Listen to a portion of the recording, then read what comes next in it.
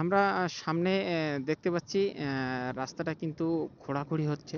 Roads and highway থেকে আমি আরেকটা ভিডিওতে এরকম বলছিলাম যে রোডস অ্যান্ড হাইওয়ে থেকে কিন্তু সামনাসামনি কিন্তু খোঁড়াখুঁড়ি হচ্ছে এবং রাস্তার যে কাজগুলো আছে সে কাজগুলো দেখেন এখানে কিন্তু ইট বসানো হচ্ছে।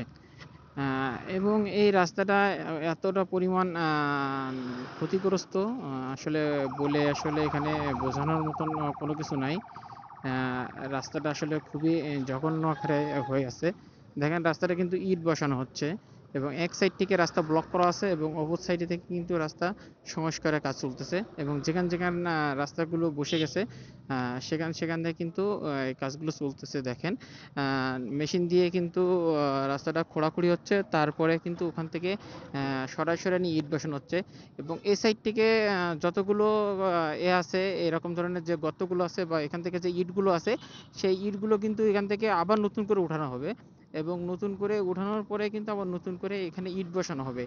আসলে এখানে সিসি আরসিসি ঢালাই বা নতুন করে পিচ দেওয়ার বিষয়টা আমরা চাচ্ছি, যেটা আসলে এখন এই মুহূর্তে সম্ভব না।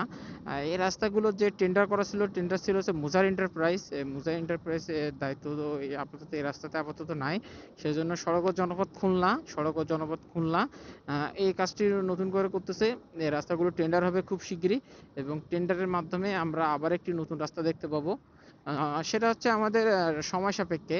এই যে ব্রিজটা আছে, ব্রিজের পর থেকে আমরা আশা করি কিছুটা রাস্তা ভালো পাবো।